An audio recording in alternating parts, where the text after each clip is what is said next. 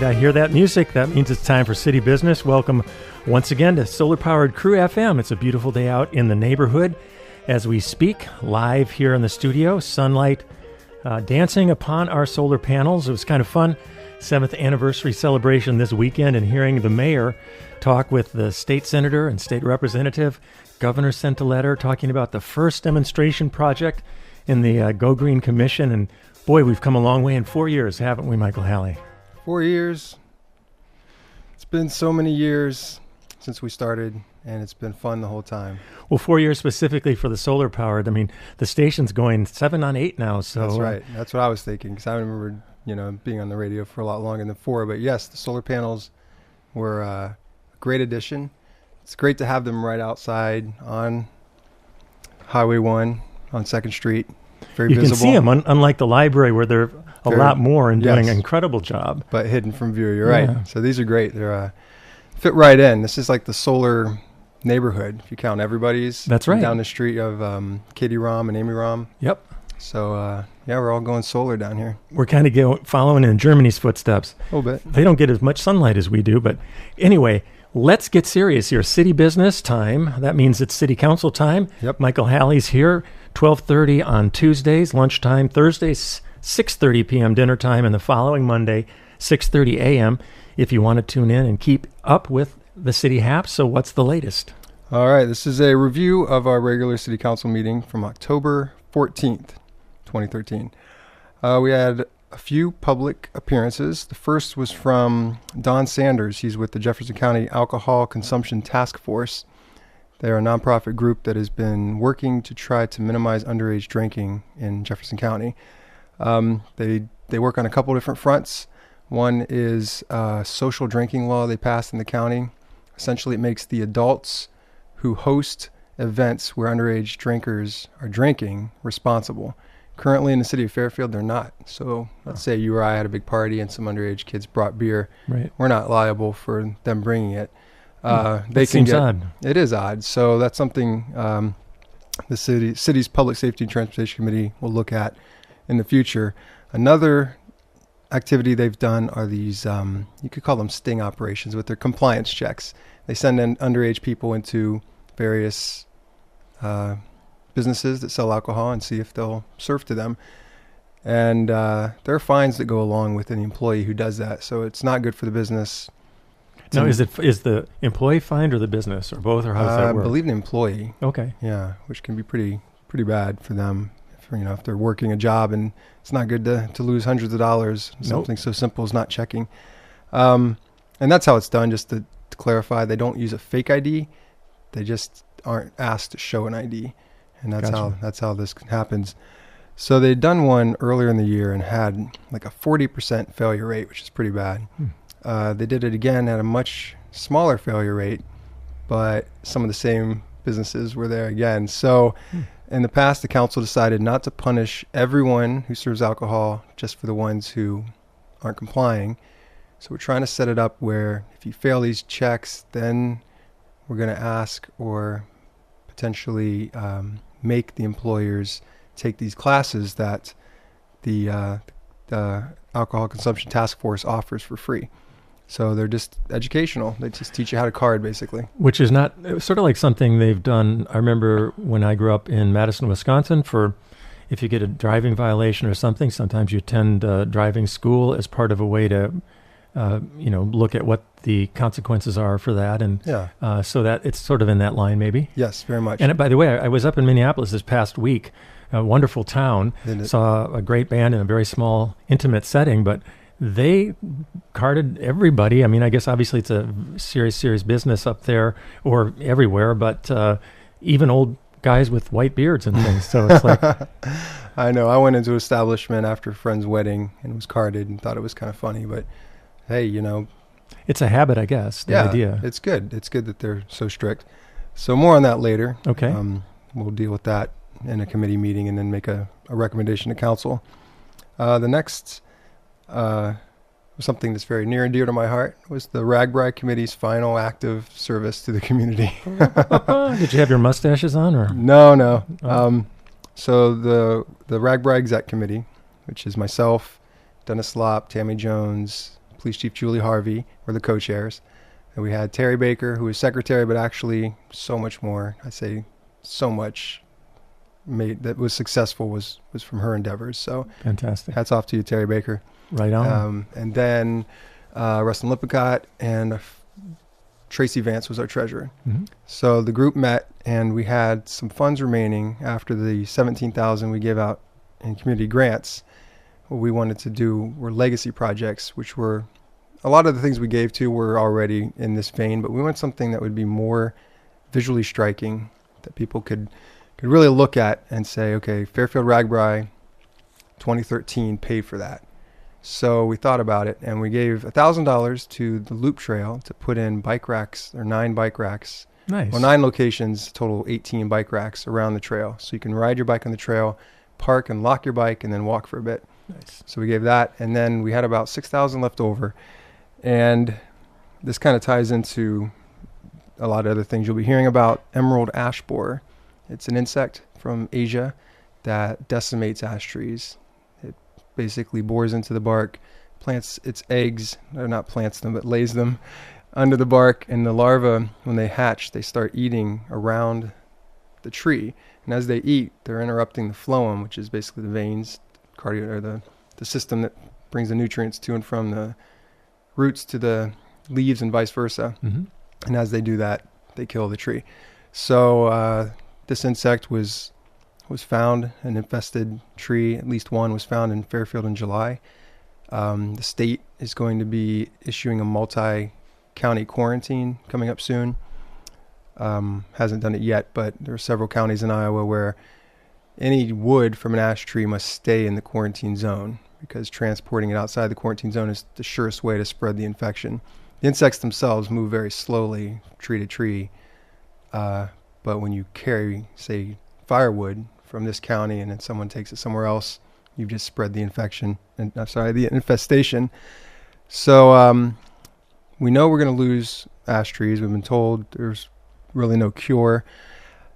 And 50% of the trees on Central Park, on the square downtown, are ash.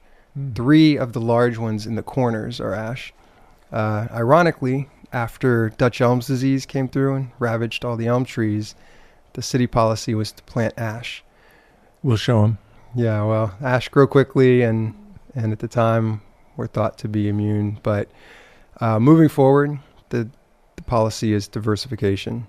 And you can't find a tree planting grant generally on any large scale for only one species. I mean, I know we did the arborvitae out here, but that's kind of a tree line. It's a little different. But if you wanted, when we replanted in Chautauqua Park from the oak wilt trees, no, diversity is the way to go for sure. Exactly. So you're not setting yourself up for one either disease or insect wiping out a large number of your trees.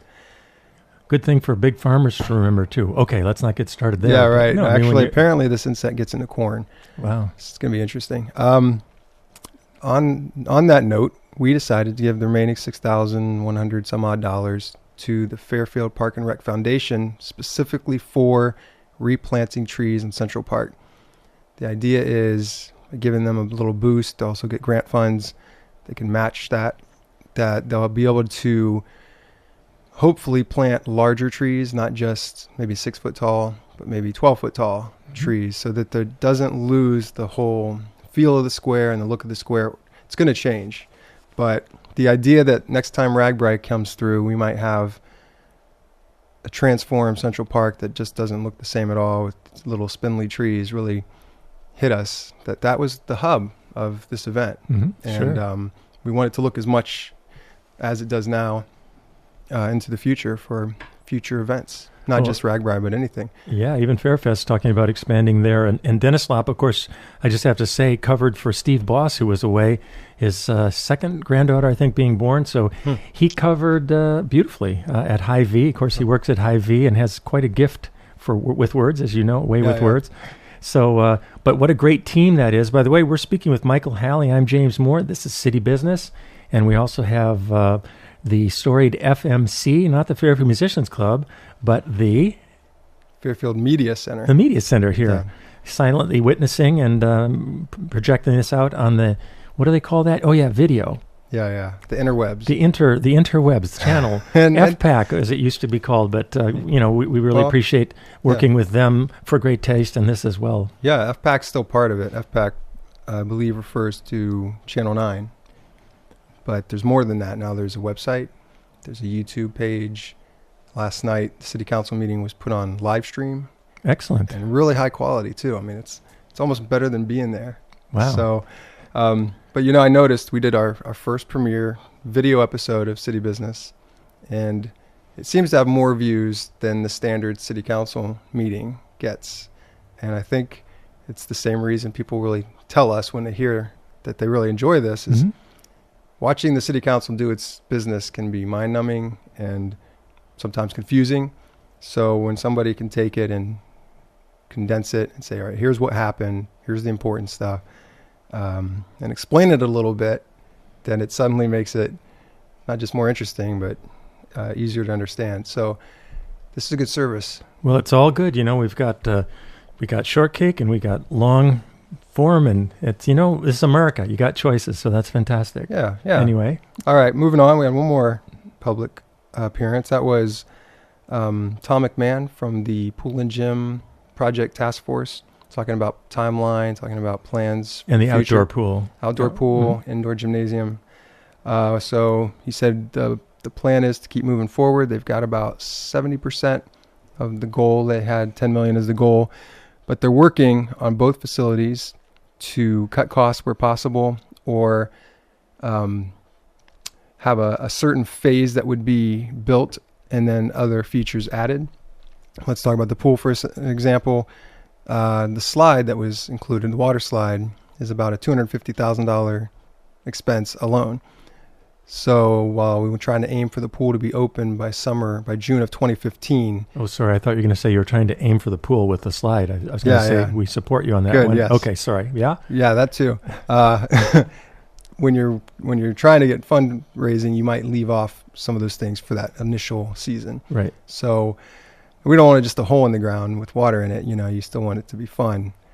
So they're going to continue to fundraise. And now there was a county vote that narrowly was defeated this summer. The task force wants to ask the county for a new vote for what they consider a new project, which is same facilities but different cost estimates and essentially the time frame. And then we heard from Burbach Aquatics, who are designing the pool. Everyone's on the same page. The time frame is to begin design in the pool around the new year and let it out for bidding in spring of next year, and hopefully get construction beginning by next year so that we can open the pool to the public by June of 2015. So no pool next year, but we're aiming to have the pool ready for 2015. But there will be action. Yes. What? There will be action in the building phase. Oh, yeah, sorry. So it'll feel like we're in the direction of that thing happening. Yes, there will be action. Yeah. There will be construction. Yes. So, it just takes that long to actually build these things. You wouldn't think, but there's a lot to a pool. Filtration and all that goodness, besides just exciting. This big concrete hole. So it is exciting. More on that as it unfolds. Great.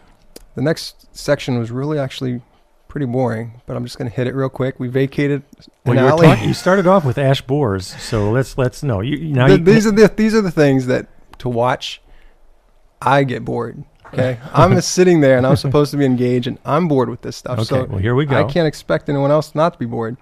Approving a tax abatement for a new home, vacating an alley by Schaus Voorhees Paint Line Division. We just went ahead and finished that because they wanted to do some work and we're concerned about some liability. Mm-hmm. So that's their property now.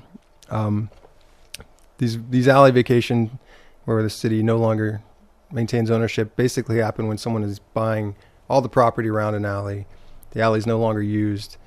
Or in the case of the other one, First United Methodist Church, they want to maintain it themselves because they own the property on almost every part of that block. Mm-hmm. But they'll leave it open for the public. Then we had, this is interesting. We did purchase, you want to take that? I'm just kidding. We did purchase property. The city purchased property west of the Roosevelt Recreation Center, and that's for the new gym. So Okay. that was done, and we cleaned up the boundary lines a little bit because the dairy barn, their boundary was kind of fuzzy. And so we just approved the new boundaries, and so that was a good step forward as well. That's saying we're serious about this. We're going to buy this land and move forward on it. Sounds good. Sounds good.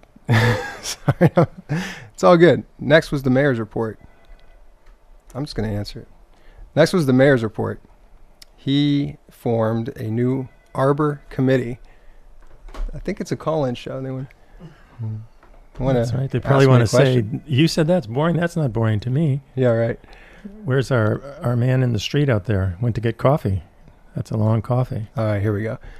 Mayor's report. City Arbor Committee.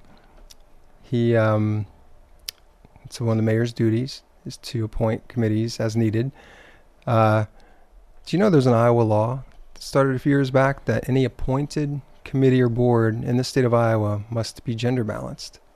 I did not know that. It's true. It's actually really good. So, does that mean each gender has to be balanced, or the amount of genders need to be balanced? The second one. That's what I thought. Yeah, but it's good to balance one's own gender. All right, so we have 4 people appointed to that. We're just gonna let it ring. Susan Romero. Don't worry about it. I like it. It's just background. Yeah, it's like a little bird chirping. So I'll just list the people. Susan Romero, Alex Green, Ray Len, who's a regional DNR forester, and Kim Keller, who works at Iowa State Extension Office. Those 4, in addition, 3 city staff ex officio non-voting members, Derek Wolf-Cool, Parks and Rec Director, Pam Kraft, Parks Director, and Scott Tim, Sustainability Coordinator. So the 7 of them will be charged with a lot of things, actually. Educating the public about the ash borer situation, what to do with your wood, what not to do with your wood. Forming a urban tree plan in conjunction with the city environmental council, committee, which I'm on. Tree plantings each spring, maybe even each fall. We've got to replant, prepare for the ash trees that will not be after so many years. And that includes like a list of trees that belong in the city right away, that space between the sidewalk and the street. If there are power lines overhead, then you want to plant a tree that's not going to reach the height to interfere with those. That's just smart design. There's also potential of doing what they call wildlife corridors. Nice. Where you plant, say, bird-friendly species or butterfly-friendly species, not ash borer-friendly species, but the kind of wildlife that you want to encourage in your community. Well, and hopefully that you have the foresight to know 20 or 30 years down the road there won't be something else developing that will take it out. Well, that's why you diversify, because something comes in and takes out all your maple while you still have all the other species. And also edible urban trees. Sweet. Mixed literally sweet. Yeah. Sweet, sour, lots of flavors, But yeah. So hear more on that later. I want the initial meeting with them to be a joint meeting between the Environment Committee as well, because we're going to be working together, and I want to make sure we're not doing the same work or overlapping too much. So I will be reporting on, I think in 2 weeks, I'll have more information on that. Great. All right, then we had our committee and board reports. The Water and Sewer Utilities Committee had met, and they discussed a lot of boring things. I'm just teasing. That's my theme for the day. It was all very interesting. The most interesting was they are looking into a fund to assist anyone who needs assistance with their utility bill. I haven't talked about it yet tonight because actually it wasn't on the agenda, but we've been talking recently about the wastewater upgrades and the expense with that, and the recent 25% increase in the wastewater portion of the utility bill. Well, for a fixed income person or low income person, that can become difficult. And just as there are funds available for other types of utilities, electric and gas, for example, from Alliant, they have a fund. So I think it's a voluntary contribution fund from people who are more comfortable to help those who are struggling a little. So the city attorney and the city administrator and the committee have discussed several options, and they're going to continue to look into those. It's a little bit complicated for a city. You would be just kind of surprised, but one option is to form a nonprofit that would manage it, because it is difficult for the city to take in funds that aren't for someone's bill, but to use towards someone else's bill. I suppose on a simple level, it seems like, why is that complicated? But there are all sorts of laws and legal ramifications. But I was very relieved that they looked into it, because it was something I was concerned with and something people have expressed concern to me about. We have to look out for people. We can't just go around raising utility rates left and right and not expect that to impact. Well, I guess the legal team will know that for the city, whether you can designate money to be given for a particular project and then who oversees that. So I'm sure it's not simple in a certain way, but in another way, other things, there are precedent for things like that, I think. Yeah. So hopefully we can figure something out. I'm sure we can figure something out. Hopefully it'll be simple. The last item was the Public Safety and Transportation Committee. We had met, and we had 2 action items. The first was to install a handicap parking spot on Southview Circle.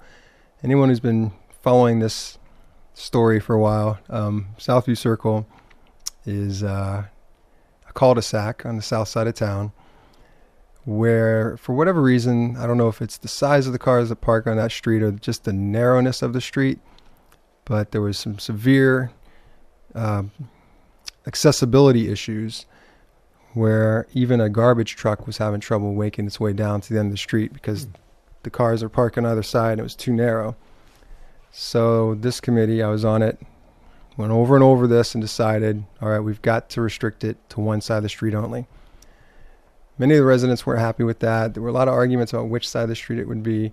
Well, I can only relate to that now with the train quiet noise zone, which we're very happy with. We're no longer able to, just to do a simple thing like take your laundry from upstairs outside. I can't park in front. It's like all the way to the parking lot. It's like, these things do make a difference. Oh, yeah, I'm happy for the exercise, but I'm just saying, it's like. Yep. No, I hear you. So we tried our best, and that's what we came up with, one side of the street parking.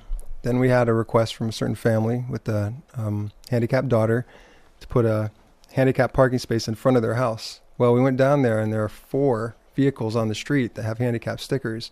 And legally, when you have a spot, it's not yours. You don't own it. It's anyone with a sticker. Right. So I made the comment last night at council that we did this in hopes of helping the neighbors, but I'm just wondering if it's going to end up becoming another source of because conflict. Any car, handicap car could park there, and that, oh boy, yeah. And it's by one person's house particular. So we just basically put it more or less in the middle of the street, and let's just hope that it has the desired outcome. It's one of those things where you try your best. Sometimes your best isn't enough. We'll see. Well, it takes a community to be a community, and you can quote me on that. That's a good quote. We're just about out of time here. Always good to see you. I want to remind you. Got one more good one. Oh, one more. Hold on, then go ahead, sir. All right, this is important. Deer hunt. Yes. All right, so. I love that movie.